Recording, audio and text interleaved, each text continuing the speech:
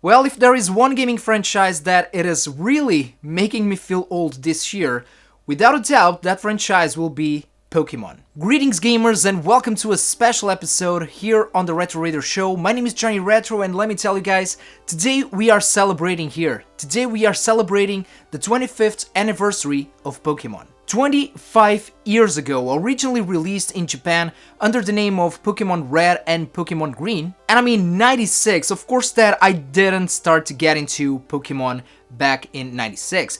We only got the games here in Europe in 99, actually October of 99. And that was the iconic release of Pokémon Red and Pokemon Blue. And I wanted to make this episode. I really wanted to pay tribute to this iconic gaming franchise because, you know, I used to be a really hardcore Pokemon fan, and I'm a huge fan of the original series of the first Pokemon generation. The original games are icons, gaming icons from the late 90s, and it really defined generation, my generation. The original games were the introduction to a lot of people back in the day to RPGs, especially JRPGs. And I have really good memories with the original games, and here is the deal.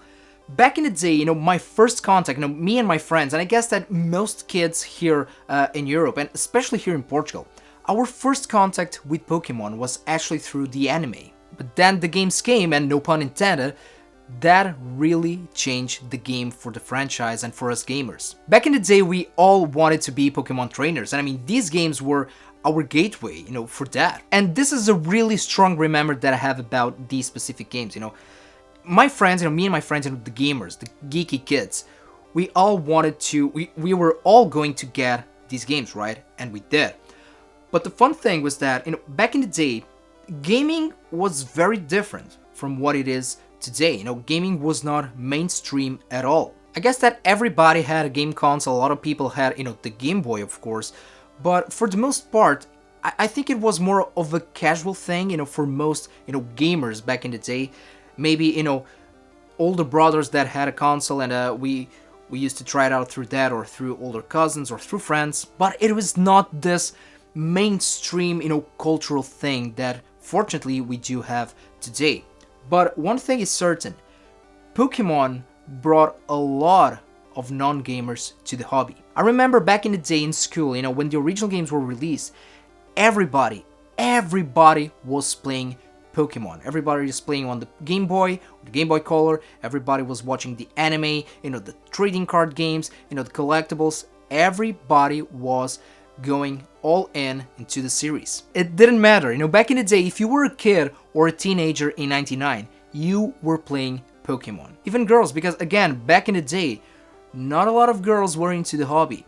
And Pokemon, again, it was the gateway for that, or one of the gateways for it. Nowadays, the series has changed a lot, and I guess that I'm not a hardcore Pokemon, fan or gamer these days. I'm more of a casual. I used to be, very competitive, and I used to collect every Pokemon out there. I mean, the original games especially, I used to have, Pokemon Blue, later on Pokemon Yellow, still to this day my favorite Pokemon game ever made. I just sunk hundreds of hours into these games, the original ones. Moving forward, the franchise really changed a lot, and these days I play Pokemon more for the story. It is not so much for the collectible side or the competitive side, and then of course breeding and stats and grinding and all of that.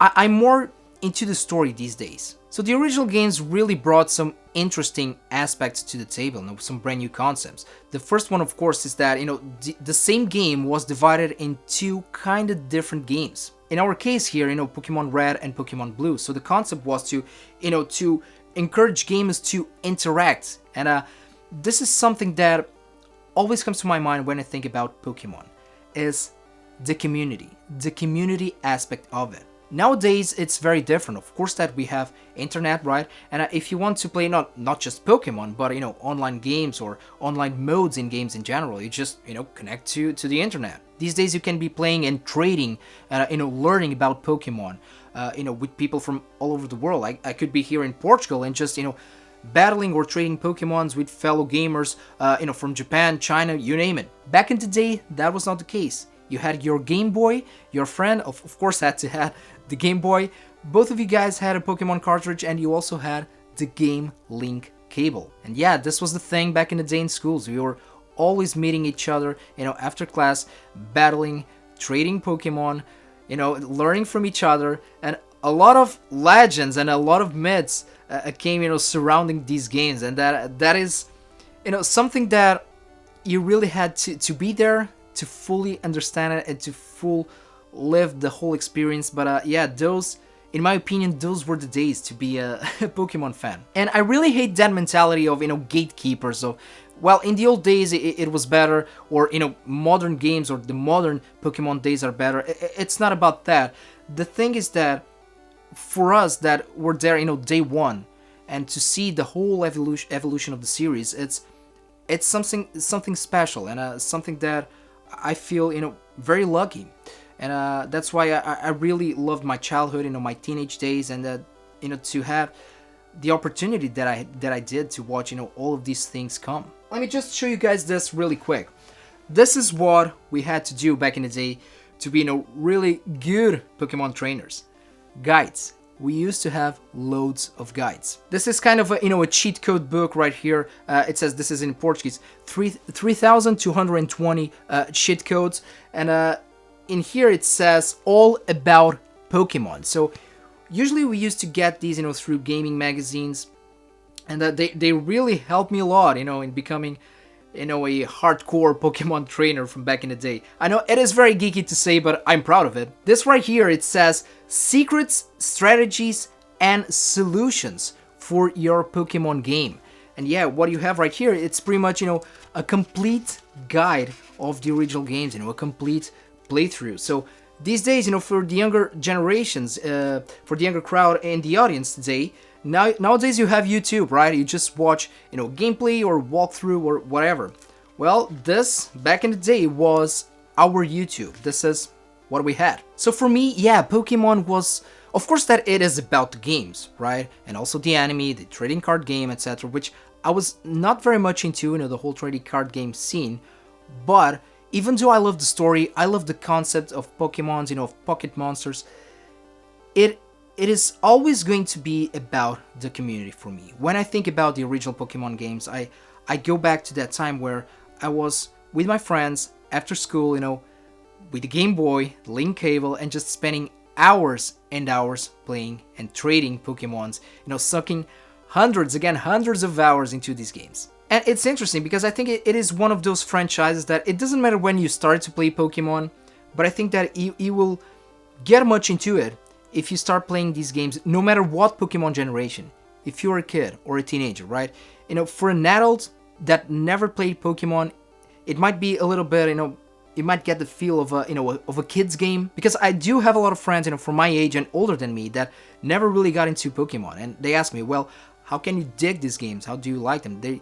These games are, for kids. Well, they kind of are, but again, this was a game from my generation, right? And I did start playing these games when I was a kid. I was like, 12 or 13. So my favorite era of Pokemon is still the first one, the first generation.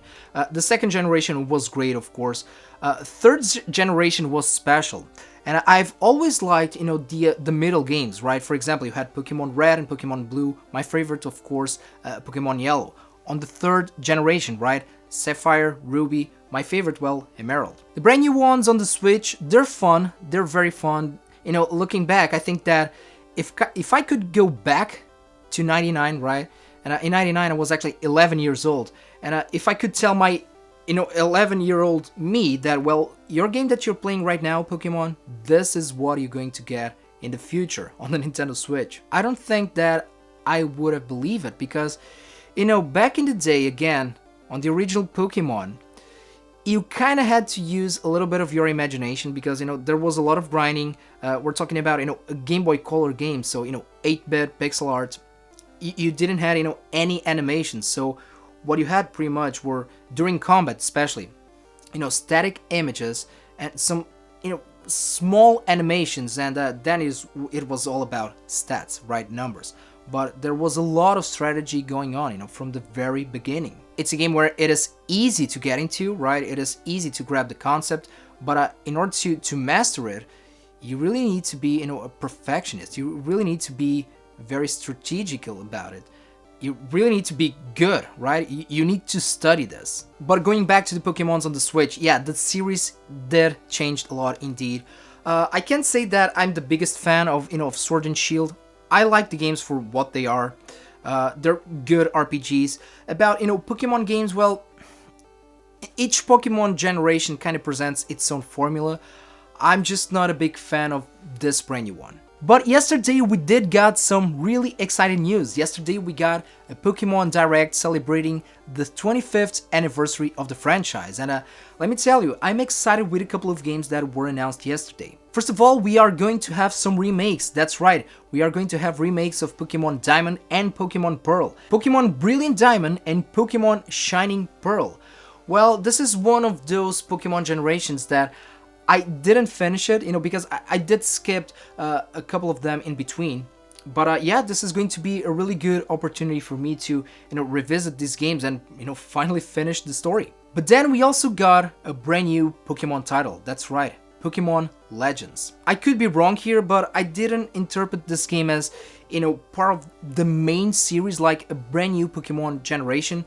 I think it's going to be more of a filler, but it looks incredible. It looks interesting. I'm really looking forward for this one. I think that it is going to be released next year, right? 2022.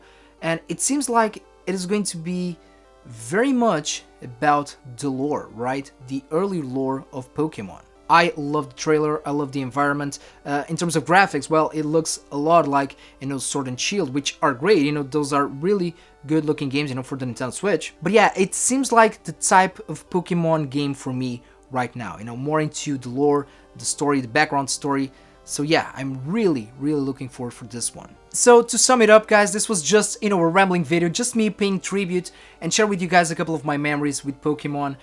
Yeah, Pokemon is turning 25 years old. It is crazy. It's crazy. If I may suggest, I'm going to suggest this Pokemon game for you guys that never played Pokemon. Just start with this one, Pokemon Yellow. Again, I'm a suspect here, I know, because this is indeed my favorite Pokemon my favorite Pokemon game, sorry. Not only my favorite Pokemon game, but one of my favorite video games of all time. And just for fun, I also want to share this little hidden gem with you guys.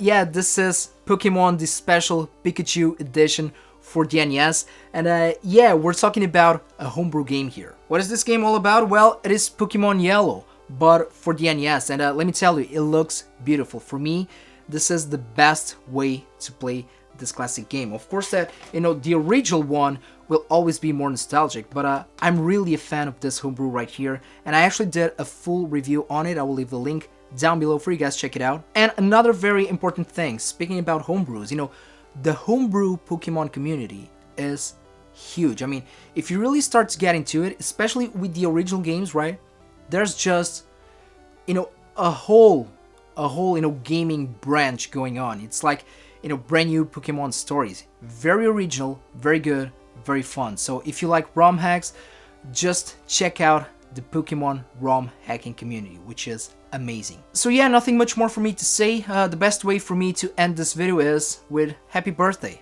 Happy birthday, Pokemon. And please let me know about you guys. Let me know down below, when was your first contact with Pokemons? Were you there with the first generation, with Pokemon Red, Pokemon Blue, Pokemon Green? What is your favorite Pokemon generation? And also let me know if you're a fan of the brand new Pokemon games. So let me know down below. Guys, thank you so much for watching. If you have the extra time, feel free to follow me on social media. I'm on Twitter, Facebook, and Instagram. And as always, take care of yourselves, take care of the gaming community, and game a lot.